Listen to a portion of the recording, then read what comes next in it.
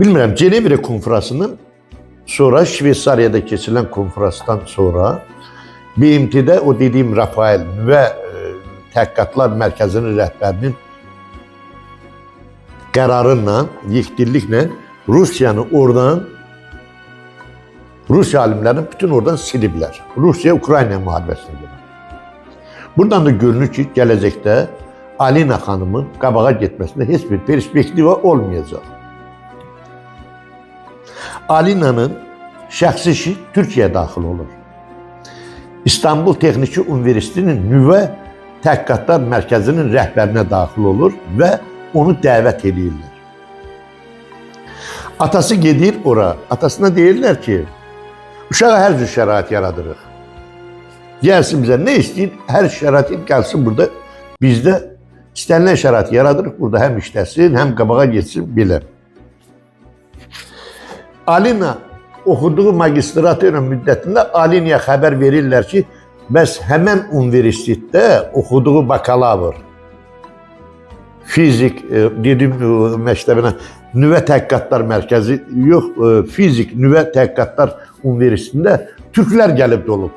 Deməli, o universitetin, Texniki Universitetin rektoru da, üzr istəyirəm, həmən fakültənin də dekanıdır, ya rəhbəridir, məlumat verir ki, Türkiyə dövləti ayrıca bir neçə adam çoxlu sayda həmən universitetə göndəriblər ki, ixtisaslı kadr kimi orada yerləşdirsinlər.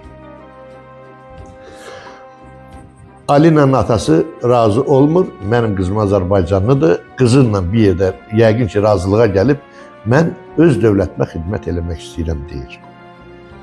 Ona 2022-ci ildə burada, əgər oradan qutarıb bura gələcəksə, vətəndaşlıq verilir, sonra da geri götürülür. O geri götürdüyünü, yəni belə götürək də, təsdiq olunmur.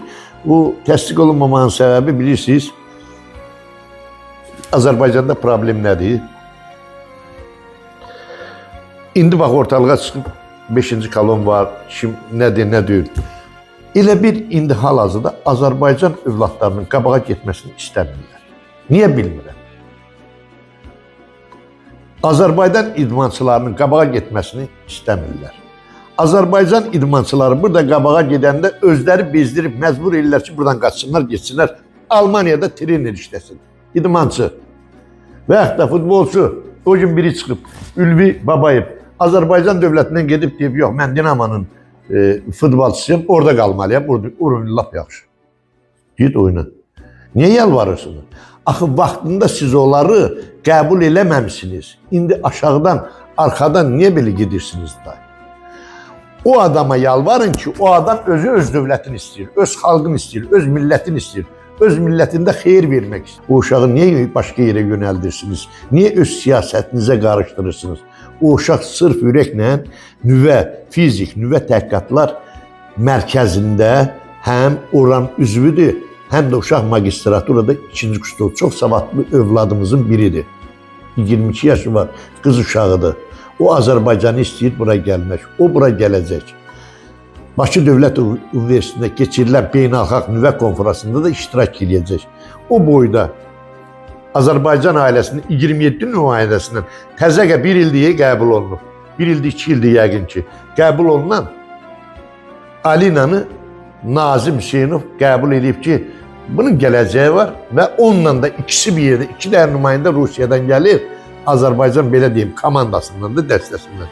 İkisinin adı burada qeydiyyatdan keçir və iştirak edəcəklər.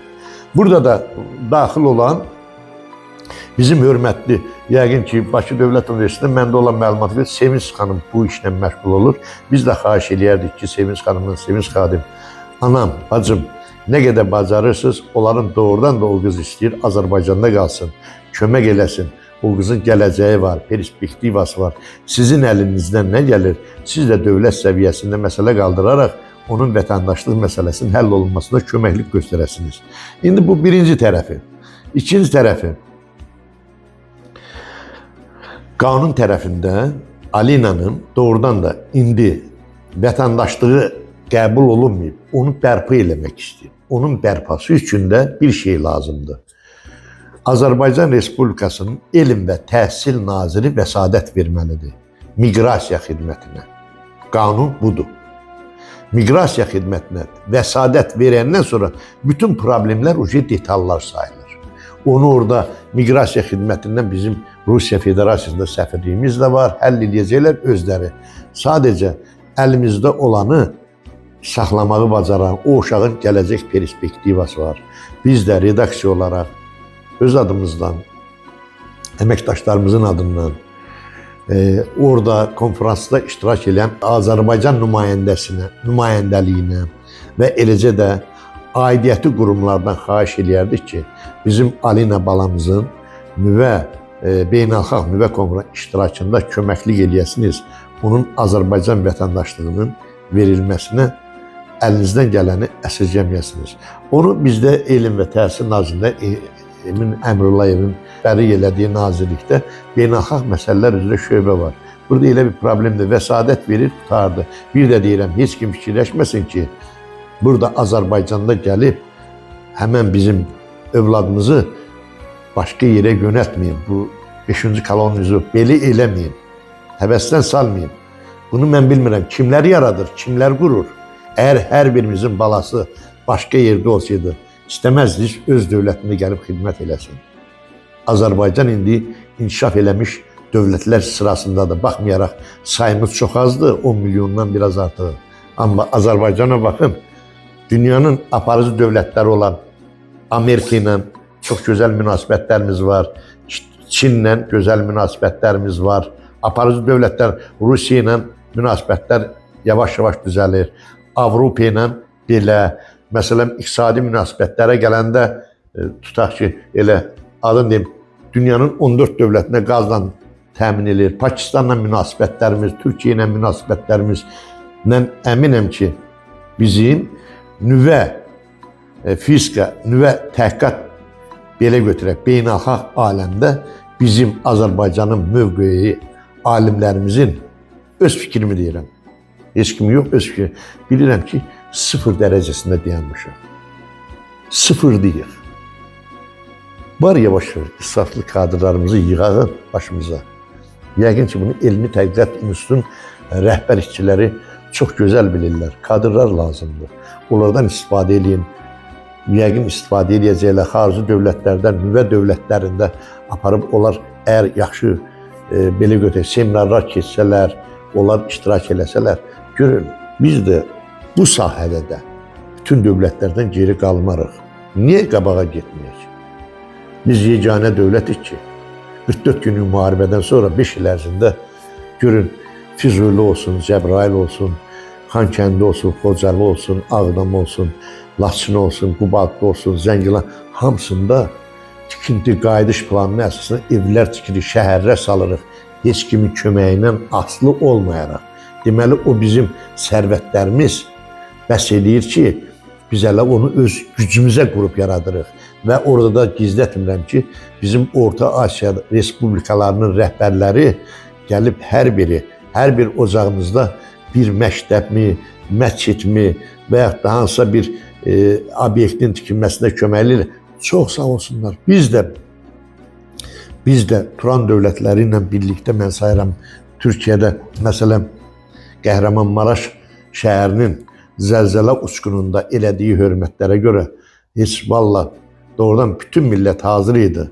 Belə axırıncı, valla ən axırıncı köməyini əsirgəməsin. Şükür Allah, dövlət başçısı da öz hörmətinə xatir orada bir Bakı məhəlləsi açılışında da öz baxdıq, gördük. Bu da hörmət.